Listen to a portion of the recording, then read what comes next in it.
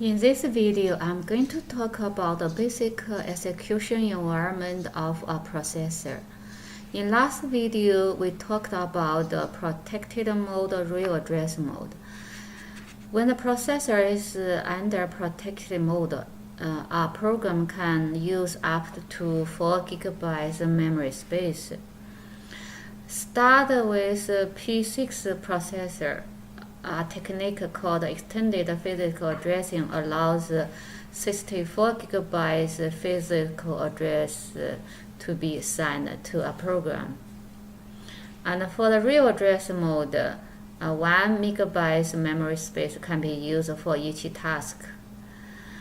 If you have a real address mode program running under protected mode, it's called virtual 8086 mode.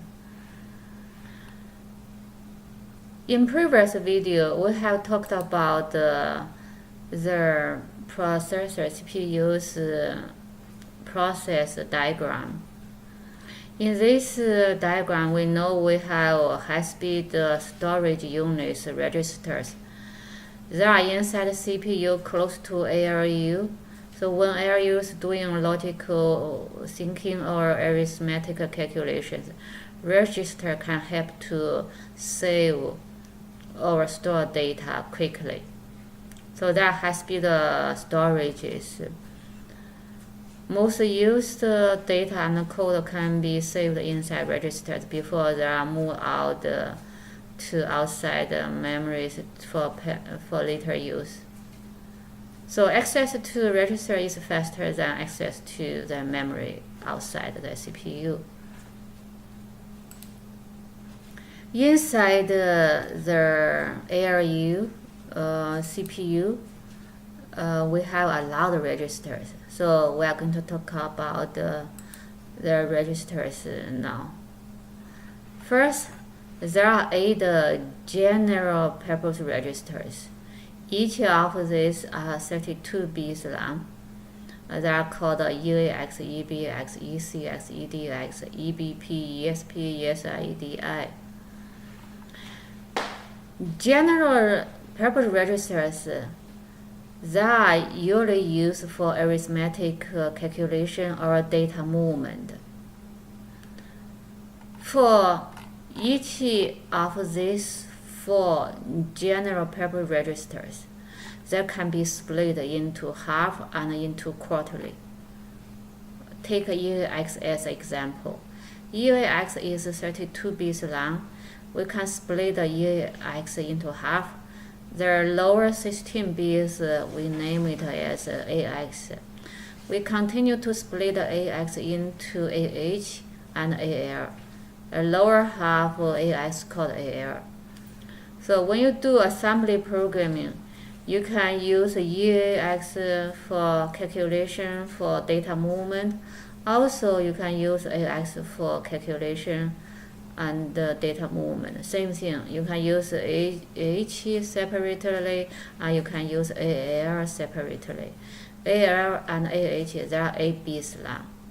So for small numbers, like if they are under 255, you can use AH, AL to hold, to move around. If you have a number like is under 2 to the 16th power minus 1, and you can use AX. Most time you can use EAX. For large numbers and for small numbers, EAX is always safe to use. For a bigger number, if it's more than 255, you want to use AH, AL to do a calculation to move around. That's not going to be right. You have to choose a bigger size AX or EAX to do the calculation or data movement. This table tells us you can do the splitting to EBX, ECX, and EDX.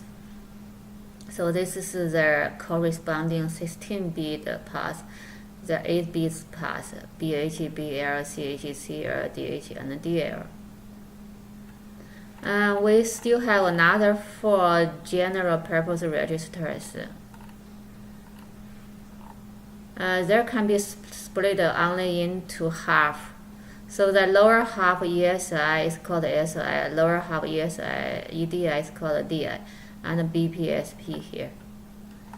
These 8 general purpose registers, sometimes they are used for special tasks.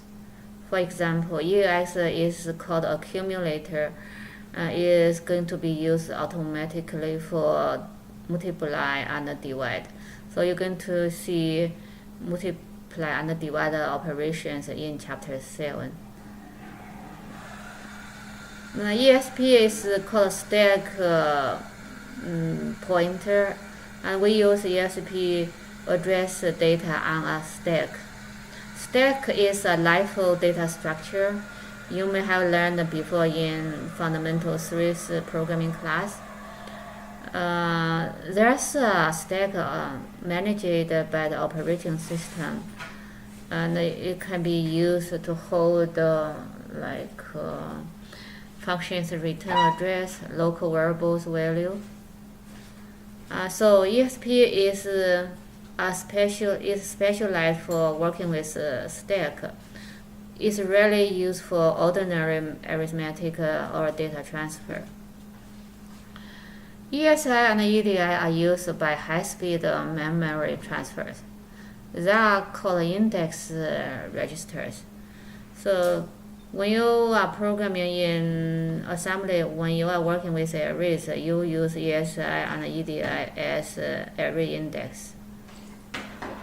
EBP is also a specialized register, and which is used by high-level languages to reference function parameters or local variables on the stack.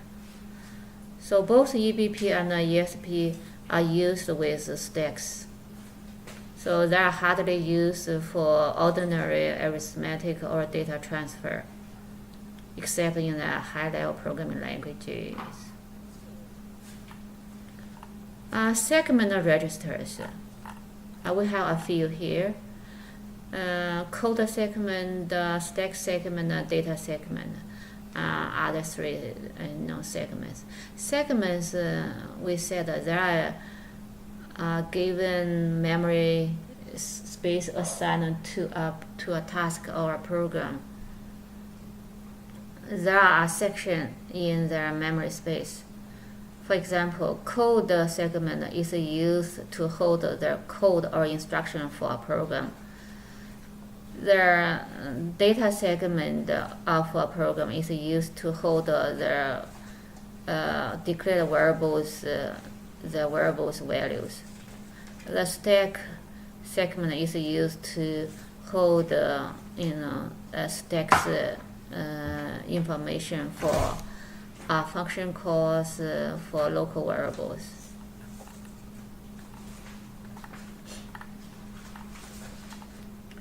There's another register, it's called an instruction pointer. We have mentioned these pointers used in previous video. In this previous covered CPU diagram, we know we have an instruction pointer. This one is used to remember the next to be executed instructions address.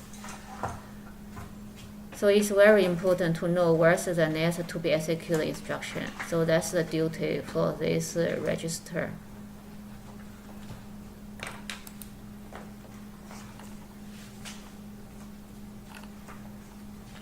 There's another important register. We call it eFlex register. And each individual bit in this register is a flag bit, or the flag bit value can be 0 or 1. So each of the individual bit values will be used to control the operations of the CPU or reflect the outcome of some CPU operations. I have a picture here. Let me take a look. This is a picture I get from internet. This is the eFlex register. It's 32 bits long. The lower half 16 bits are used for flex value. For example, the first 0-bit location we use for carry flag. So if you are adding two numbers, you have a carry. The value in this location will be 1 because the CPU operation has a carry. Here in this bit location, I think is 0, 1, 2, 3, 4, 5, 6. Bit location 6, we have a 0 flag. If CPU is doing calculation, the result is 0, and this bit location will be 1. That means flag is on because you have a result 0. So each this bit here is a flag value. It reflects the result of your CPU's operation. So E-flex register is also called a status register. It indicates the output or outcomes of CPU operation.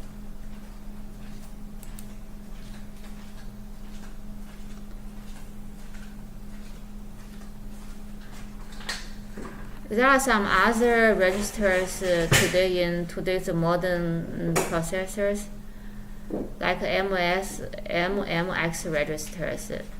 That technology is used to improve the performance of Intel processors, or XMM registers. So there are 128 bits long. They are used by streaming SIMD extensions to the instruction set.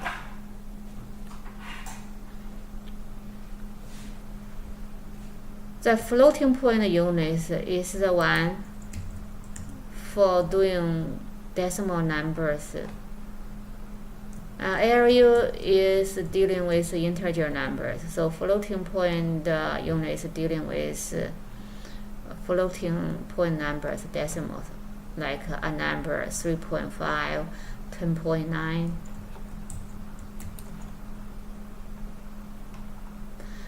There are some specialized floating point unit registers that are called ST0 to ST7.